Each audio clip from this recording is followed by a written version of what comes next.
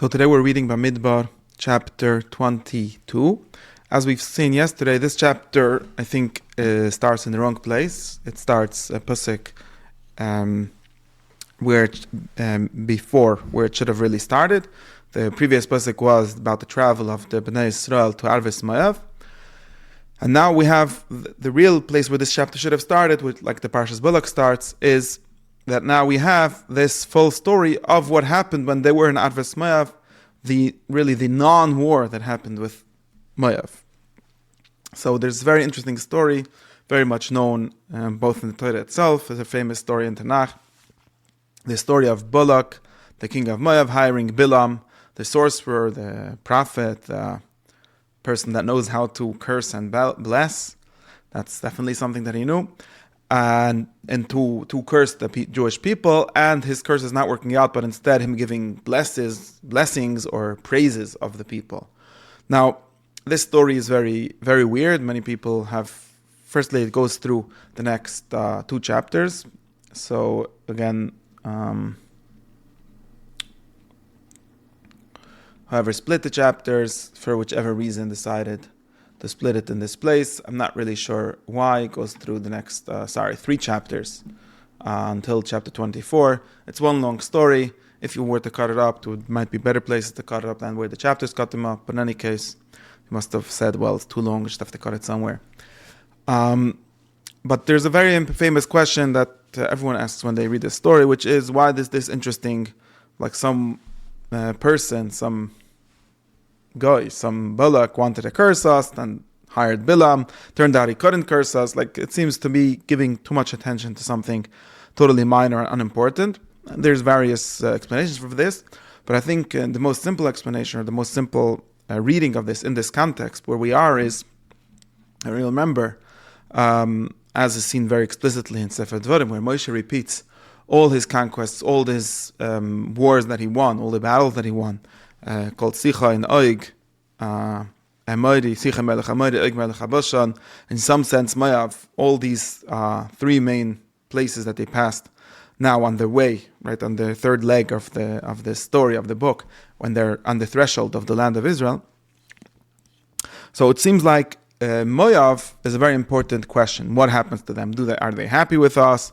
Are they not happy? Do they agree with us? Are they letting us? Are they fighting with us? Midian, Moav, these people, they might be connected, as we'll see. They're Zikna Midian or somehow here. In any case, these people seem to be very important. And it seems to me that the main point of this story, as it starts, Vayogar Moav mipnei ha'am ha'od, Moav was very afraid from the people, from the army, from the Moshe and his people.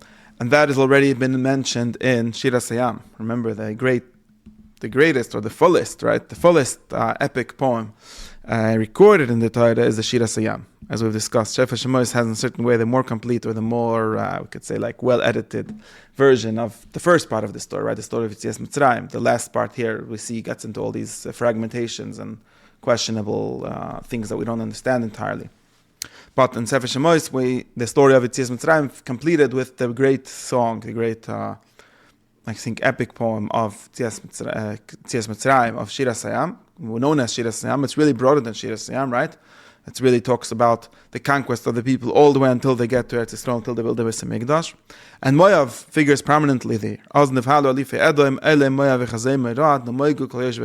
These are the three people, or two of them were just mentioned. Edom being afraid, Moav being afraid, and then Canaan, which we didn't get to yet in this version of the story. We had the Canaani Melech Harad, but he obviously wasn't afraid, but he was routed, so might be why they're starting to be afraid. So this seems to be very important. It seems to be important to the Torah to tell us that all the people in our way were really very afraid of us. And this is probably also to raise the morale of the people themselves. Moshe, as we've seen in the end of yesterday's chapter, was afraid. Hashem tells him, "Al tira," so don't be afraid of Oig. Obviously, he was afraid. These were powerful kings. These were people with a lot of power. So a big part of the story is to say that they do not have power, and in other words, their spirit was broken even before. There might have been some fight. Later, there was a fight with Bilaam, with Midian. There was an actual battle, but this important story of Bilaam and Balak trying to curse, which is whatever the meaning of a curse, it obviously expresses a kind of moral or, I would say, like well-edited version of the story, right? The story of Yetzias Mitzrayim. So this seems to be very important to the Torah to tell us that all the people in our way were really very afraid of us. And this is probably also to raise the morale of the people themselves. Moshe, as we've seen in the end of yesterday's chapter, was afraid. Hashem tells him, "Al tira," so don't be afraid of Oig. Obviously, he was afraid. There were some people with a lot of power. So a big part of the story is to say that they do not have power, and in other words, their spirit was broken even before. There might have been some fight. Later, there was a fight with Bilaam, with Midian. There was an actual battle, but this important story of Bilaam narrative power that they have over us. They could curse us. And the important message of this story is that no, they were afraid. Even Bilam was afraid or saw the great power and the great success of the people, and therefore, instead of cursing, he blessed. So that's, I think, the most general and most story that makes the most sense of this story in the context. Now we will read the story. As we'll see, it's a very structured story. We go through it. I've cut it up into these parts. The part of Balak trying to hire Balak trying to hire Bilam. Bilam's interesting side story on the way to Balak, to the location, to the Arvis Moab, where he wants to curse the people, and the entire progress of Bilam with the people, where he gets, and he says 3 and then 4th different mashal and different prophecies about the people and about all the nations in between. So those are the main 3 parts. That's how I would divide this story into 3 parts. The chapters didn't divide them in the exact place where I would, but that's how I would have divided it. And each one of these internally is also divided somewhat into 3 or 2. There's always these doublets and triplets in the stories. Everything happens 3 times, or there's a progression of 3s or 2s or 4s in the story. There's always a progression how the same kind of thing started. So it's a story very, very, could say very well constructed. I shouldn't say that about the Torah. Some stories are more well constructed and some less, but more explicitly, more clearly built out, unlike the previous stories where we had like very slight parts. And we can imagine that there's some story with this Be'er and so on, which has this whole thing, because this is also a story that has a lot of poetry in it, right? A lot of mashalim, a lot of music. But here we have the full story, the entire narrative, and with many details, with many steps in each part of the story. It has a very clear, like logical progress. So the first story, this is sort of the background. The first part gives us the background, tells us that Balak ben Tzippa, Balak, the son of Tzippa, this is his name, sees. And as a note, as the sort of like editorial or narrator's note at the end of this chart says, Balak is the king of Moab at that time. So that's who. We didn't know. It's the story sort of just says Balak ben Tzippa. We're supposed to know. So it sort of like gives us the information at the end. This is the style of the Torah many times. Give us like historical information, the background information in a sort of a side note in the end. So Balak ben Tzippa sees what Israel did to Amor, in other words, to Sichon, mostly. Sichon, remember, from the previous poetry in the previous chapter, Sichon there was a famous poem about Sichon being even more powerful than Moab, right? Oilecha Moab, Avadtam, Kemoish, Boi Cheshbon, Tibone V'Sekoin, and Sichon, and so on. And now Sichon was destroyed by the people, by the Israel. So Mikal V'Chomer, obviously, Moab should be afraid. So Moab is very afraid because they're great, Kiravu, because they're great, because they're many, because they're strong, and they're cuts. They're I don't know how to exactly translate this word. Something like disgusted, but I don't think that's a very good translation. This means something like very scared. I see someone translate it, very distressed. Of course, this echoes also Pare. Pare had the same kind of fear. In the beginning of Sefer Shemos, and also for the same reason, Kiravu, because there were many of them. So this is like Moab, the great repetition of the fears and threats of the people, that there are many of them. There's a demographic threat, and they're obviously not only demographic, they're also militarily strong. So Moab and tells Zikne Midian, and there's some question here, what is Zikne Midian during it? But as we'll see later, Midian seems to have definitely been connected to this story, so something is going on here. He tells them, and here also there's already a poetic image, a poetic metaphor. He says this people, this community, this great mass, we should translate it, will eat or destroy the vegetation all around us as a axe destroys the green of the field. So axe goes, eats everything. He's very hungry. And this day he's imagining the people as some kind of big, great herd of oxen coming and destroying it. Nothing green is left. It all becomes brown and destroyed. So that's setting the stage, similarly to how we had in the beginning of Sefer Shemos. There's the nation, they're becoming great, they're becoming many, they're becoming powerful, and there's Vayemer el Amma, there's the like quote of what the people are saying, why they're afraid. So now he seems to have a plan. So his plan was, as I said, the first part of the story is he's going to send messengers to Bilam ben Boir, who lives at the river, probably Pesoir, the river Paras, or Pesoir might be a play on word of Paras, now I'm thinking Pesoir, Paras, in any case, or a place called Pesoir, and where he lives, Eretz Pnei Amma. There's some difficulty with these words. In any case, he sends messengers all the way to Bilam. Bilam is a famous sorcerer, a famous poet, a famous prophet. He calls him, and he gives them this message. He gives them also poetic message, or a message written in a high register. Tells them what has happened, what is going on. He tells them there's this nation, people went out of Egypt, they're covered the color or the light of the ground, and they're right here, they're sitting next to me, across from me. So again, there's the same image of like the earth being covered, earlier the earth being eaten, like the ox eats the grass. And therefore, va'ato in the Torah always means something like and thus, and therefore. Doesn't mean and now. I mean, literally means and now, but not like it's not about a chronological time. It's dealing like and therefore, come and curse for me these people because they're stronger. If you'll curse them, we'll be able to strike them and banish them from the earth. And why am I asking you to curse? Because I know that who you bless is blessed, who you curse is cursed. This is, of course, the language that we have of Avram Avinu. Very similar language. This is why Chazal thought that Bilam was a kind of corresponding, right, the opposite of Avram Avinu. In any case, we know, so this concludes with this praise of Bilam. We know that your blessings and your curses work, so therefore I have this threat, please come help us. And they go, the Ziknei Moav, the elders of Moav and of Midian go with Ksumim, with some kind of magical implements that they have. And they go to Bilam and they give him this message. This is the first time that you're going. And Bilam answers them, well, you have to stay here overnight, and I will respond to you as Hashem, as Yitzchok speaks to me. So he's saying, well, my whole thing is that I speak with Hashem, so I can't just answer you. You'll stay here overnight, and I'll tell you what Hashem says. And they do that. Now Elohim, interesting, Bilam says Hashem, Yitzchok, and Elohim comes, according to the Torah, Elohim comes to Bilam at night. And he asks him, and as God acts in the Torah, he always starts off with small talk, asks people questions, although probably he knows everything, but there's this way of him starting conversation. He says, who are these people? And Bilam answers, he says, Balak and Bilaam, the king of Moab, send them to me. And he repeats to him the message that he told them. There's this nation, he's covered the land, covered the color or the shine of the land, and he asks him to curse him. Maybe I'll be able to fight with him and banish him from the land. He changes the verb from Ora to Kuva, but apparently that means the same thing. Now what does Elohim answer? Bilam, don't go. Don't go with them, don't curse the people, they're blessed people. I blessed them, but they're blessed people, it's not going to go. So he got this refusal, so he wakes up in the free, tells Balak's ministers, Balak's messengers, Balak's princes, tells them, go back to where you came from, go back to your land, because Hashem refuses to let me go with you. And therefore, that's what they do. They go back to Moab, and they tell Balak, Bilam refuses to come with us. It's very interesting that again, consistently Bilam talks about Hashem. The pasuk doesn't talk about Hashem. Yitzchok is talking to him. And also, there's little change. The ministers of Moab come and say, Bilam doesn't want to go with us. Bilam told him, Hashem doesn't let me go with us, refuses to let me, and they understood that this is him. So therefore, we have the second messenger.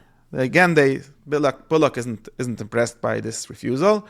He realizes that maybe Bilam needs to be begged more, so he sends even more honorable, even more dignified Sodom, even more dignified princes, and more of them, and they come and they respond to his refusal. They say, in the name of Balak and Bilaam, this is what he says, do not refuse, do not hold yourself back from coming to me, I'll give you great honor, anything you ask me, I'll give you, anything you tell me, and just come and curse me these people. And Bilam responds, because he said he didn't say that it's him refusing, he said that Hashem is refusing. So he said, look, Balak can give me his whole house full of silver and gold, I will not be able to go against the word of Hashem. Hashem, my God. So very important, Hashem, my God. He claims Hashem to be his God, the one who speaks to him. I can't do a big thing, I can't do anything. But, therefore, the answer should be refusal. But he understands that, just like Balak understands that if Bilam refuses, he could ask him again. Bilam understands that if Hashem refuses, he could ask him again. So he says, look, stay here again another night, and I'll see what Hashem will add. Maybe he will give me some new message. And now, again, Elohim comes to Bilam at night and tells him, changes a new message, a new answer. Says, if these people came to call you, go with them. So here Hashem already knows. He didn't ask him, who are these people? He says, these are the people that came to call you, go. But it's not that you're going to be able to do whatever you want. You're going to have to do the thing that I speak to you. So that's the second version, the second, Vayosef Hashem Daber and Bilam, the second thing he speaks to them. And Bilam wakes up in the morning and takes along his donkey, his female donkey, his asain, and goes with them. So that's what I said. There's the double part. There's twice they sent him, and the second time he agreed, and Hashem agreed, but with this condition that he will only be able to stay what he spoke, and he goes with them. Now there's a very interesting long story of what happens on the way. Now Vayichar af Elohim Hashem Elohim is angry that he's going. So although he gave him permission, obviously what we see here, and I think that's the simple reading, not everything, sometimes, like your child asks you something 5 times, and, and you say, okay, do it. It doesn't mean that he really wanted to do that. In the same way, Hashem said, okay, they want to call you, go with them, but it doesn't mean he really wanted. And he's upset. And a messenger of Hashem, so here we have Yitzchok, comes on the way, Lesatan, to be a, Satan is in the Torah a verb, not a noun, not a name of something. Lesatan, to be someone that bothers him, to be someone that stops him. That's Satan means something like being against, to be against him. Now Bilam is riding on his Asan with his two servants.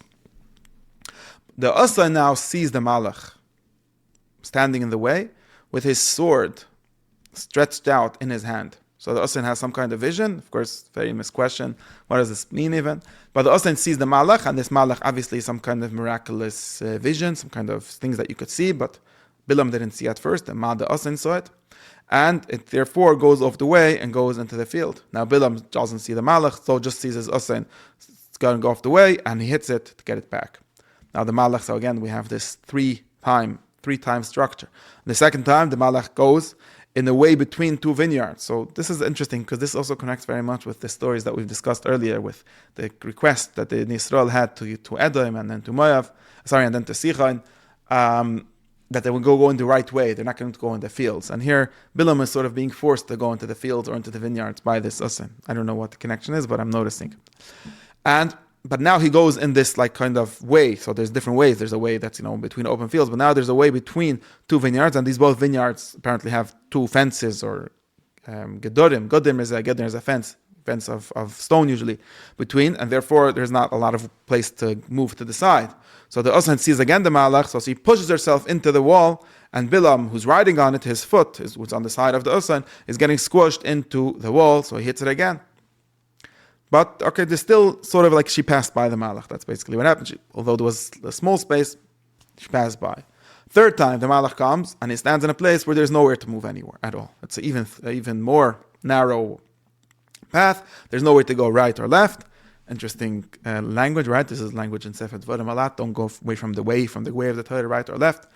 And the Asan sees the Malach third time, so what does she do? She doesn't continue. She just sits down, and she refuses to move. And now Bilam is upset. Vayicharaf Bilam. Started off the story with Vayicharaf Elohim. Now Vayicharaf Bilam, and he hits the Asan. So what's going on with you? Now suddenly at this stage, Vayiftach Hashem es pi Asan. Hashem opens the mouth of the Asan. Again, something very weird, very interesting. The Asan speaks to Bilam. Oh, what happened here? And the Asan tells Bilam, why do you hit me? 3 times. And Bilam says, what do you mean? You're making fun of me. If I'd have had a sword, I would have killed you. Of course, remember the Malach is the one that's standing with a sword, and the Usan is thinking you have a sword, you might be talking about a sword, but that guy had a sword. And the Usan answers Bilam. He says, well, I'm your Usan. You've ridden on me from always until this day. Have I ever done something like this to you? In other words, it's saying when you see someone Usan suddenly misbehaving, it's suddenly not cooperating, so you should think maybe there's something wrong. It's not we have a shor miyat, right? We know that this animal doesn't listen. This is a good animal. It's been serving him well all his times. So he says no. So in other words, listen, one Bilam. Very interesting story. Bilam, the great, right? The great man of words. He knows how to have words and things for everything. Here, his donkey has won a debate with him, a conversation with him. Okay, and now Hashem opens Bilam's eyes. So first he opened the Usan's mouth, now he opens Bilam's eyes, and he sees the Malach with his sword. So now Bilam obviously understands what's going on, and what he's doing, you see a Malach, is you bow down to him.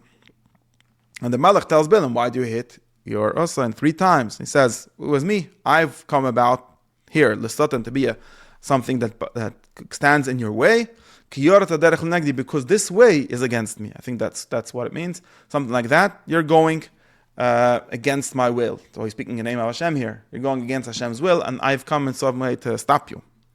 And the Usan saw, so at least she went on the side from me. Therefore, maybe she went from me. She was right. You're the one that's wrong. Now that you see that was me, then she was respecting me in some sense, going on the side. I should have killed you and let her live. In other words, you're saying that she should be killed for not going the way. You should be killed because you're going against my will. You're going against the Malach. She's at least respecting the Malach. And what does Bilam say? Sorry, I've sinned. I didn't know that you're the one standing against me in the way. And of course, he understands that this Malach is a messenger of Hashem. He's not apologizing to the Malach for trying to go through him. He's apologizing to Hashem who have sent the Malach, and now he understands that Hashem doesn't want him to go. And he tells him, therefore, Ra'ata, if this is bad in your eyes, let me go back. I'm going to return home. And what does the Malach Hashem say? No problem. You don't have to go back home. You can stay here. You can continue on your way. But again, only the thing that I've spoken to you, that's what you will speak. And Bilam continues on his way. So this is a very interesting story. So if he does want, then why did he send the Malach to stop him? Something very weird. And I can't give a solution for this, but I think it's this part of the story is to show or to emphasize how strongly Bilam does want to go. So don't think that Bilam was just going to give up. He does want to go. And he is forced. He's sort of being played with. Like Bilam said, Louis allowed people. Bilam is the one being played with and becoming just a tool in the hands of this Malach, in the hands of Hashem. Okay, so that's where I would stop the chapter. I'm going to continue a little bit. So we see the beginning of him coming to Bilam, and we'll stop more or less with the staff of the chapter. So we'll have to start this again tomorrow because this is really where it starts. So Balak hears that Bilam came. That messengers must have went ahead and told him Bilam is on the way, and he goes to meet him in a city called Moav, next to the Arnon and in this river called Arnon, which we've discussed. Arnon was the border of Moav and Ammon. And now Balak again has Tanis, is not happy with Bilam, and he speaks to him. He tells him, I've sent for you many times. Why didn't you come? Is it because I cannot respect you? I cannot honor you? And Bilam answers it. Look, I come. So firstly, why are you telling me you can't come? I didn't want to come. I came. But now, does that mean that I can speak anything? I can't speak anything. Whatever Elohim, Hashem, a God, will put in my mouth, that's what I will speak. So he's sort of answering the two things. It's not you that can't respect me enough, that can't honor me enough, is that I can't come. It's Hashem who is controlling me. I will only speak what he gives me in his mouth. So they come to a place called Kiryas Chutzos. Balak slaughters bakar v'tzayin, sheep and from the herd bakar, and sends Bilam food, so they make a sort of a party.